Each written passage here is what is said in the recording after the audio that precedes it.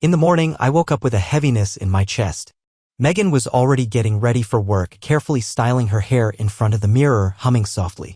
I sat on the edge of the bed, looking at the watch on my wrist. Its shine no longer brought joy, it now seemed like a cold reminder. "You're up early," she said, turning around. "Is something wrong?" I didn't answer right away, struggling with the urge to ask directly. Instead, I just nodded, averting my gaze. She kissed me on the cheek and left the bedroom, leaving behind a barely perceptible trail of that familiar perfume. When the door closed, I stood up and paced around the room as if trying to shake off a spell. Coincidence, I kept telling myself. But the thought of the engraving on Brian's watch stuck in my mind like a splinter. I decided to check. I opened my laptop and typed the brand name and model of the watch into the search engine. It turned out that such engraving wasn't offered as a standard option, it could only be ordered individually. I clenched my fists, trying to find a logical explanation. Maybe they just talked about the gift at work and Megan decided to order the same watch for Brian. But why with the same inscription? I found a photo from that office party. Brian was standing next to Megan, both laughing, holding glasses. I zoomed in. On his wrist, the watch was clearly visible. The same watch. A chill ran down my spine. I didn't notice how several hours passed. All this time, I was scrolling through social networks, looking at work photos, hoping to find something to confirm or dispel my suspicions. But every image only deepened my anxiety. Brian was always next to her in the pictures, always wearing the same watch. When Megan returned, I was sitting in the dark living room, listening to her footsteps. She cheerfully called out to me, but I didn't respond. At that moment, I suddenly realized that something inside me had changed. Her voice used to bring warmth, but now it only gave a cold sense of alienation. "Are you home?" She peeked into the room, frowning when she saw me in the dim light. "Is everything okay? Are you sure those watches were really a surprise?" I asked without looking up. She froze for a moment but quickly regained her composure. "Of course. I told you. It's just a coincidence." But her voice wavered again. I tried to find sincerity in her eyes, but all I saw was caution. My heart was pounding, but I didn't continue the conversation. I realized that any words now would only widen the gap. Lying in bed that night, I listened to her steady breathing, staring at the reflection of the watch in the faint light from the street lamp. Thoughts tore me apart from the inside. Why didn't she tell the truth right away? Why do two people, Brian and I, have the same watch? What truly connects them? That night I didn't sleep. I needed to know the truth, but now I was afraid that the truth would destroy everything I believed in. When I saw the same engraving on Brian's watch, a wave of anxiety overwhelmed me. But maybe I was just overthinking it? In the morning, I lay in bed, looking at the watch on the nightstand. Its flawless shine no longer brought happiness. Megan had already left for work, leaving a note on the kitchen table. "Don't forget to have breakfast. Love you." I picked up the note. Her handwriting seemed neat and light, but one word kept pounding in my head: coincidence. I convinced myself it was paranoia. Watches from a popular collection, was it really strange that someone else had the same one? And yet the engraving. Why those exact words? Deciding to push away the gloomy thoughts, I buried myself in work. But during my lunch break, while checking my email, I came across a message from Mark, a mutual acquaintance from Megan's office. "Hey, did you see Brian at the party? His new watch is cool, right? Megan gave him a great gift." My heart skipped a beat. I read the message twice. Megan gave him the watch? This was no coincidence. I replied to Mark, trying not to show my anxiety. "Yeah, really cool. Did she give it to him herself?"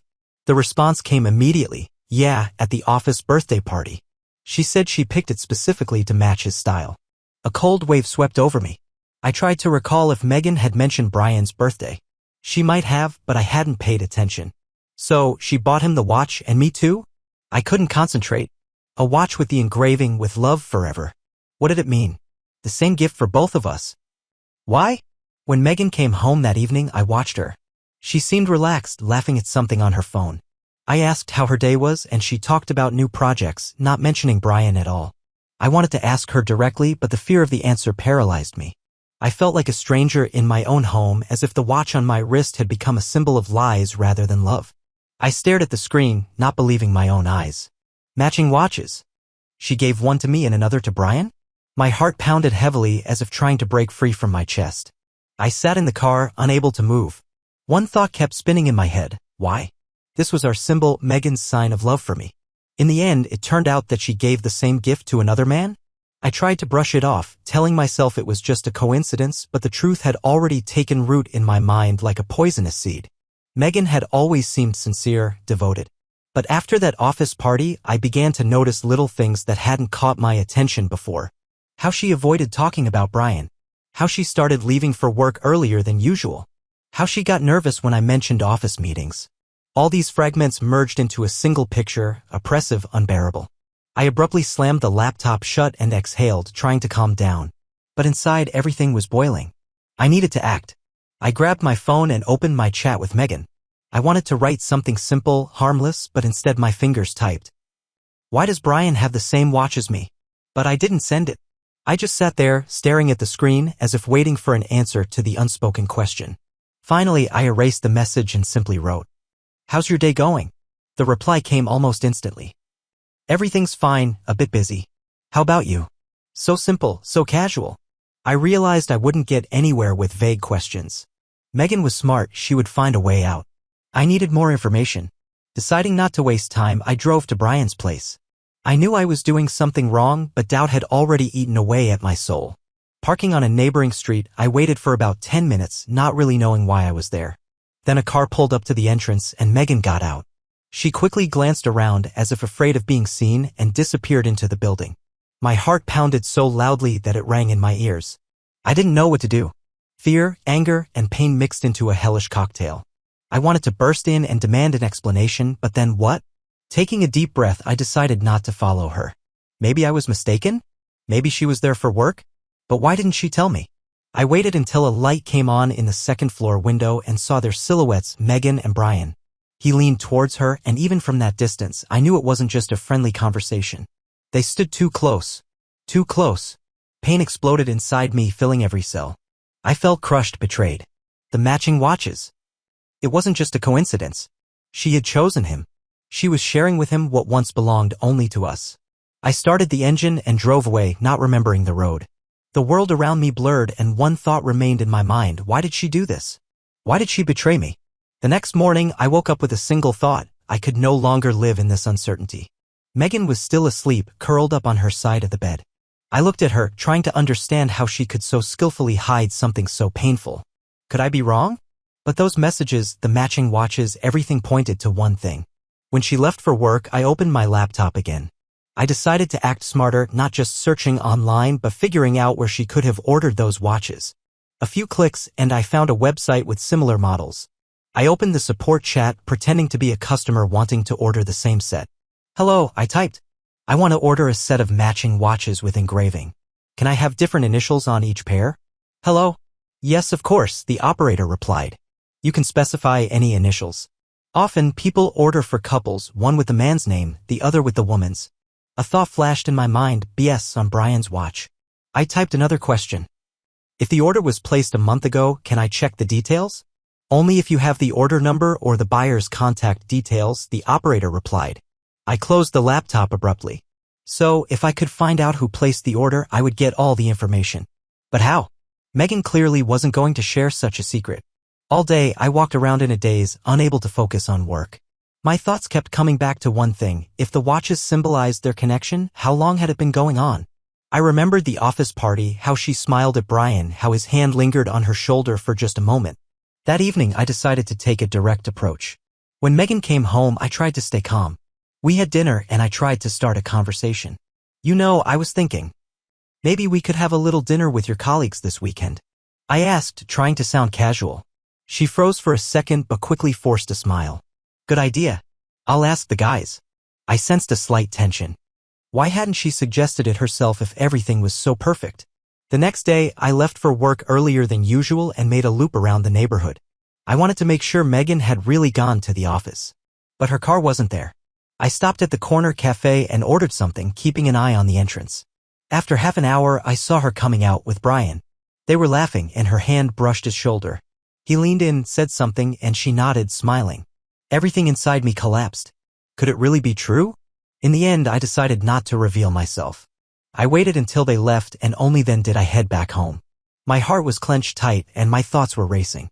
One thing was clear now, I needed more evidence. I wasn't going to let her destroy everything we had built just like that. That evening, when she came home, I noticed that she looked relaxed, probably after meeting with him. I gritted my teeth and asked, "How was your day?" She smiled. "It was fine, a lot of work." I'm tired. I nodded, trying not to show my anxiety. Inside, everything was burning. If she was lying to me now, it meant things were deeper than I thought. When Megan fell asleep, I took her phone again. This time, I needed that order number. I opened her email and quickly scrolled through the new messages. Nothing suspicious. Then I saw a folder marked Archive. There, among old emails, I found a confirmation of the watch purchase. The buyer's name, Brian Stewart. Now I had a lead.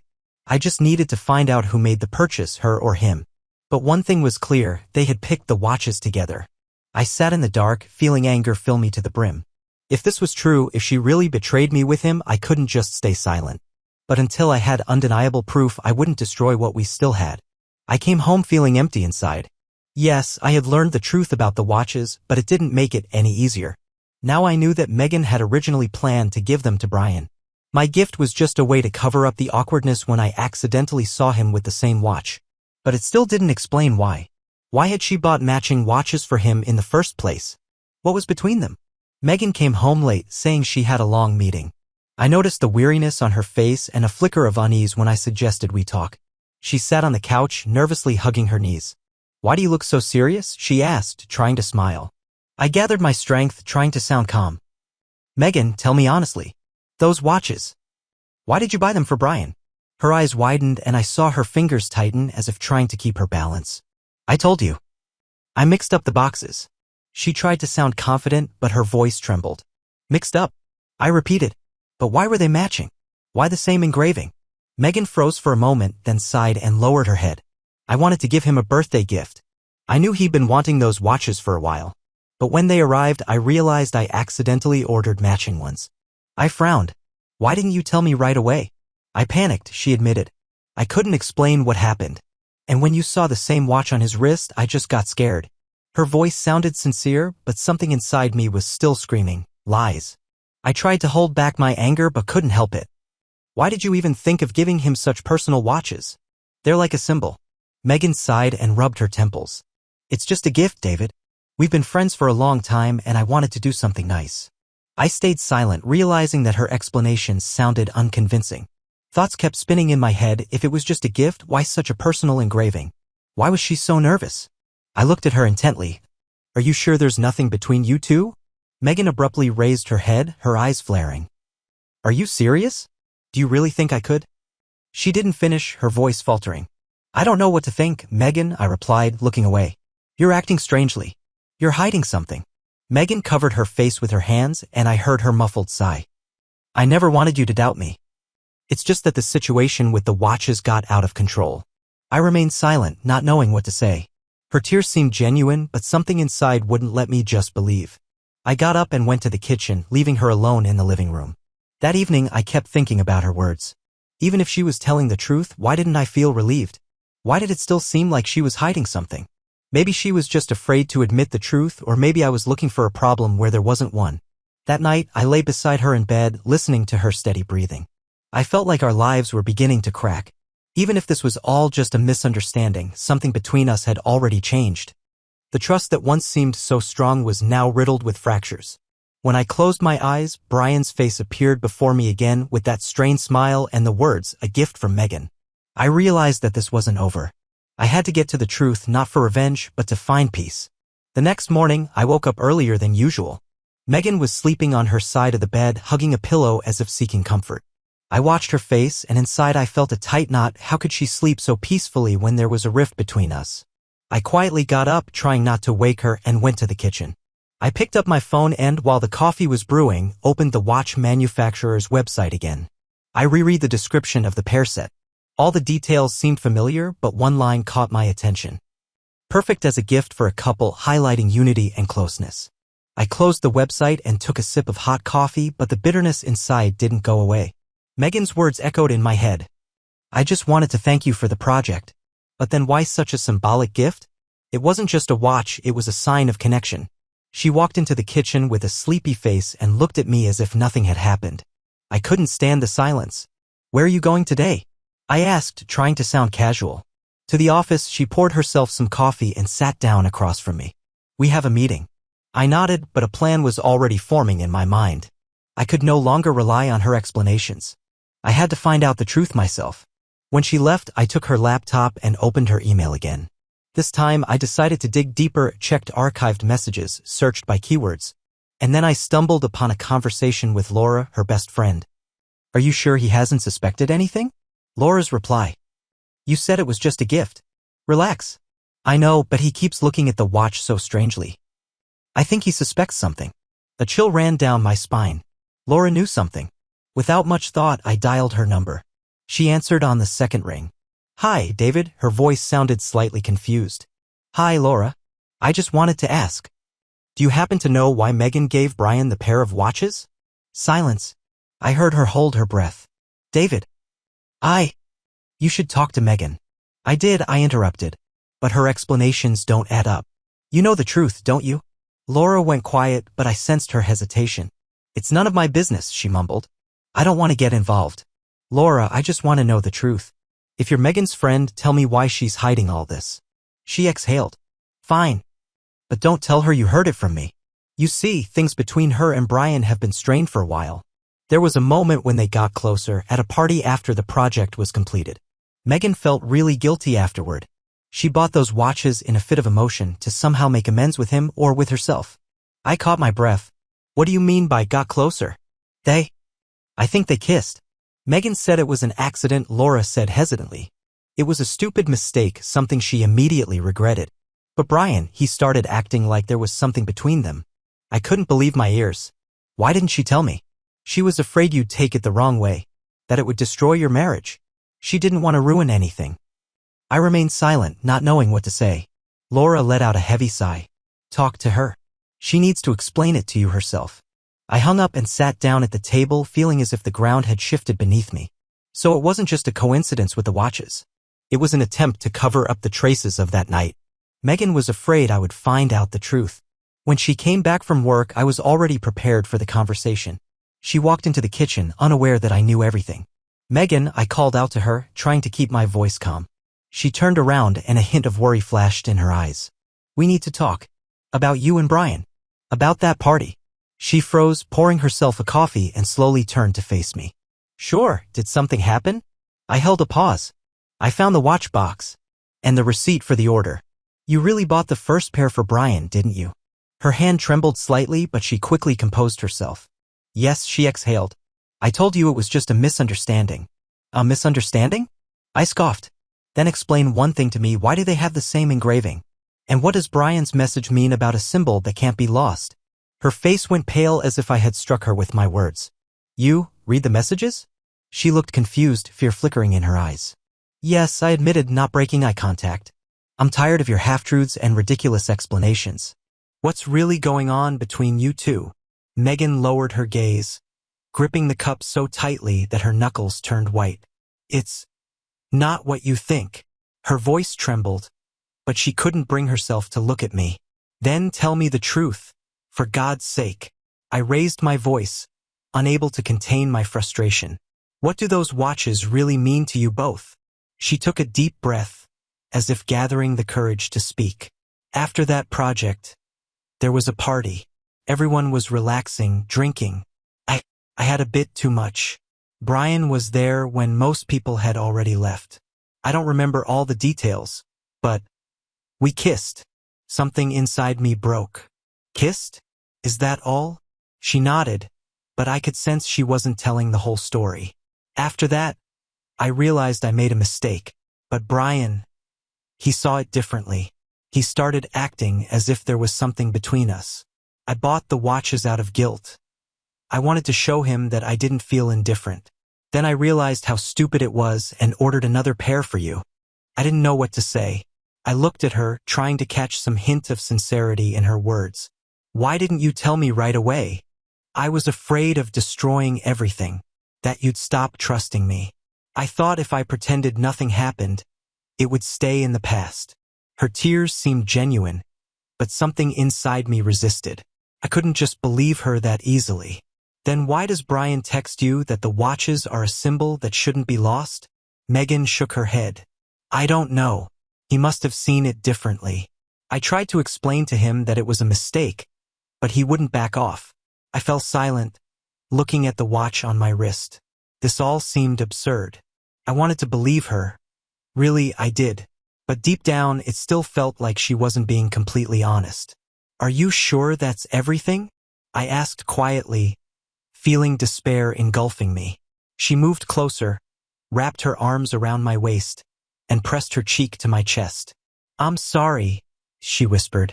I never meant to hurt you. Instinctively, I hugged her back, but I couldn't shake off the icy feeling inside. Even if it was true, a kiss, a mistake, an attempt to make things right, why didn't it feel right? Why did every word feel like part of a carefully crafted lie? That night, I couldn't sleep. I kept turning from side to side, listening to her soft breathing. I watched the streetlight cast its glow on the walls and felt the crack between us grow wider. Even if she wasn't lying, something inside me had broken. I went outside, and the cold air hit my face, but I didn't care. I walked a few blocks, barely noticing the road. My heart was pounding, and only one thought echoed in my head. She chose him. I stopped at an empty bus stop and sat on the bench. My hands were cold, but it was nothing compared to the storm raging inside. Megan's words kept playing in my ears. I'm different with him. What did that mean? That I was something familiar and boring while he was new, bright, exciting?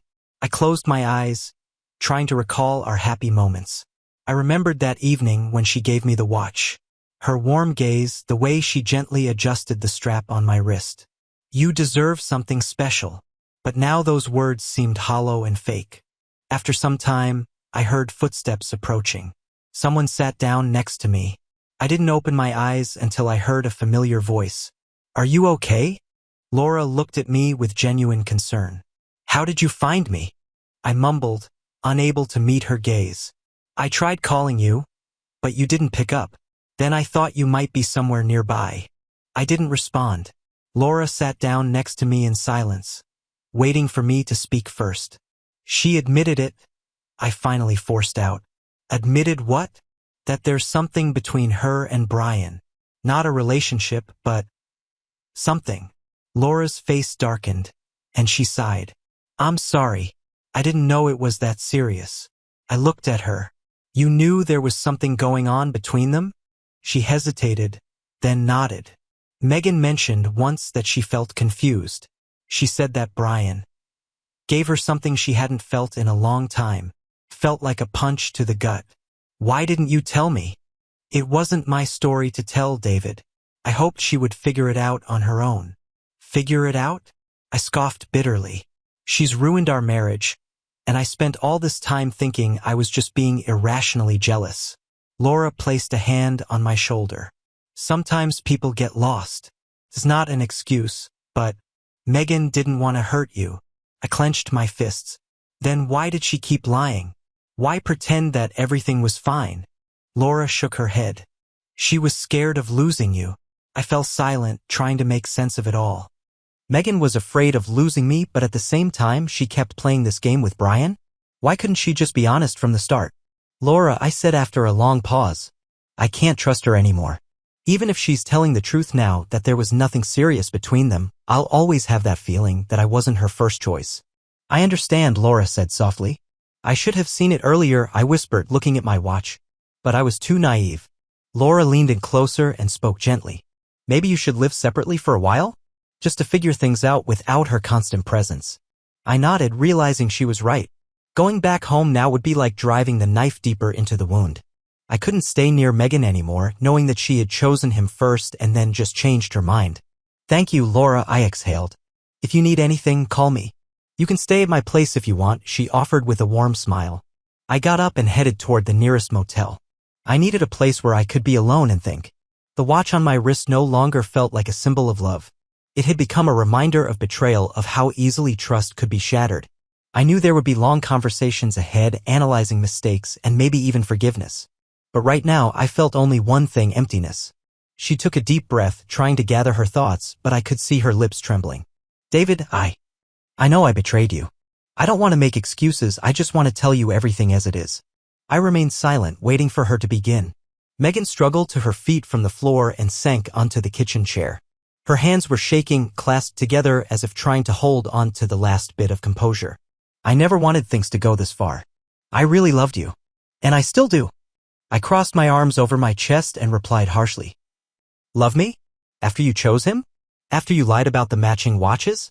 How did you even think I wouldn't find out? She covered her face with her hands, her shoulders trembling. It started at the office party, she finally choked out. We were celebrating the project completion. I drank a lot. Brian too. And when everyone else left, we stayed in the conference room. He told me how much he admired me, how he'd always felt something warm towards me. I felt like someone finally saw me. I clenched my fists. Saw you? Are you saying I didn't see you? She lowered her head. No. It's just that lately I felt empty. You were always busy with work, coming home exhausted, and we barely talked. And Brian listened. He supported me when I spoke about my struggles, about feeling useless. And you thought the best solution was to kiss him? I couldn't hold back a bitter smile. It was an accident, she cried, tears streaming down her cheeks. I didn't want it to happen. After that night, I tried to forget everything, but he wouldn't give up. He kept saying he needed me. He sent flowers to work, invited me for coffee. And you couldn't just say no? I stared at her, the pain in my chest growing. I tried. But every time we crossed paths, I felt guilty. Not for the kiss, for liking his attention. Silence hung heavy in the room, suffocating and sticky. I struggled to make sense of her words, but inside everything was boiling. And the watches? I asked coldly. Why that kind of gift? She closed her eyes, as if gathering the courage. When Brian started giving me small things, notebooks, pens, I realized it was going too far. I wanted to put an end to it, but I was afraid of hurting him. So I came up with a symbolic gift, watches with the engraving with love forever. I wanted to show that I was grateful for his support, but that nothing more could happen. But the engraving? I still couldn't make sense of her logic. I thought if he understood that I saw him as a friend, he would leave me alone. But it turned out the opposite. He took the watches as a sign that I was choosing him. I slowly shook my head. And then you bought the same pair for me to balance the situation? She nodded, wiping away tears. I wanted to put everything back the way it was. But when you saw the watch on his wrist, I realized I had ruined everything. I walked over to the window and stared at the street. Life was going on outside, cars passing by, people hurrying about their business. But my life seemed to have frozen in this room. You didn't even try to tell me, I said quietly. You just hoped it would all resolve itself. I was scared you'd leave. I couldn't imagine my life without you. I turned around and looked at her, swollen eyes, trembling hands. But even now, I couldn't shake the feeling that her fear wasn't about losing me, but about being alone. You're not afraid of losing me, you're afraid of being alone, I said bluntly. Megan wanted to protest, but the words got stuck in her throat. I realized then that I couldn't forgive her. Not after she tried to balance between us instead of being honest from the start. I'm leaving, I said firmly. I need time and space. She jumped up from her seat. No. Please, don't go. I'll fix it. You don't understand, I turned away to avoid seeing her tears. I can't live with this. Every time I look at you, I'll remember how you were choosing between me and him. I grabbed my jacket and headed to the door. She rushed to me, hugged me tightly, but I gently removed her hands from my shoulders. David, please. Her voice was trembling with desperation. I'll come back for my things later, I said without looking back. As I stepped outside, the cold air hit my face sharply, but it was better than staying in that suffocating space filled with lies and despair. I knew there would still be much to discuss, but right now I needed just one thing: silence. I walked down the street, trying to come to terms with the fact that this was the end. Not of the happy life I had envisioned, but of the illusion I had been living in for so long. I left, but a part of me remained in that apartment. Now, ahead of me lay a new life. The only question was, would I have the strength to build it? I rented a small room on the outskirts of the city. A tiny bed, an old dresser, a window overlooking a gray courtyard. There was nothing personal here, nothing that would remind me of the past. And that was the point. I wanted to get rid of all the memories. The first few days passed in a fog. I lay on the bed, staring at the ceiling, feeling empty. Her words echoed in my mind. He understands me better. That phrase stuck in my consciousness like a splinter, and I didn't know how to get it out. Every evening, Megan called. I stared at the phone screen but didn't pick up. She sent long messages, begging me to come back, promising to cut all ties with Brian. But I couldn't force myself to believe her again. I had already given her one chance, and that was enough. One evening, I decided to call Mark. He arrived quickly, bringing pizza and beer, as if sensing that I wasn't in the best shape. How are you? He asked, settling into the old chair. Trying to figure out what's next, I replied, shrugging. Mark opened a bottle and handed it to me. You know, I've been thinking about this. You've always been the one who built things, who invested in the relationship. And she got used to that. But that doesn't mean you were a bad husband. I thought about his words. Maybe he was right. I had tried to provide comfort, stability, but I'd forgotten about the small things, about spontaneity, about how love sometimes needs foolishness and risk. But does that justify what she did? I don't know, Mark. Even if I forgive her, how do I move on, knowing there was someone else in her thoughts? He nodded, understanding me. Sometimes love doesn't mean forgiveness. Sometimes it means choosing yourself. Those words seemed to unlock something inside me. I realized that all this time I had been trying to save the marriage out of fear of being alone. But loneliness wasn't the worst choice, not if the alternative was living with constant doubt. The next day, I went back to our apartment. Megan opened the door, a faint hope on her face. "David, you came back?" Her voice trembled. "No. I came to get my things," I replied, trying to keep my composure. She reached out to me, but I stopped her with a gesture. "I thought I could forgive you. But every time I look at you, I see that lie. I don't want to live in that fear anymore." Megan broke into tears, but I only felt a slight regret. I really wanted to fix it. She whispered, "And I wanted to be your first choice. But you chose someone else." I packed my things in silence. As I was leaving, she quietly asked, "Will you ever be able to forgive me?" I stopped at the doorway, not looking back. Maybe, but not to come back, just to live without pain. Months passed. I moved into a new apartment and changed jobs. Sometimes I thought I heard her voice in the crowd, but they were just ghosts of the past. Over time, the pain dulled. I realized that love doesn't always last forever. Sometimes you have to let it go to save yourself. One evening, I accidentally ran into Laura at a cafe. We talked about life, about how we were both trying to heal our wounds. She smiled. "You know, I think you're stronger than you think." I smiled back. Maybe I just became more honest with myself. As I walked home, the familiar watch on my wrist caught the light. I stopped, took it off, and stared at the engraving for a long time. A symbol of love that had turned into a symbol of betrayal.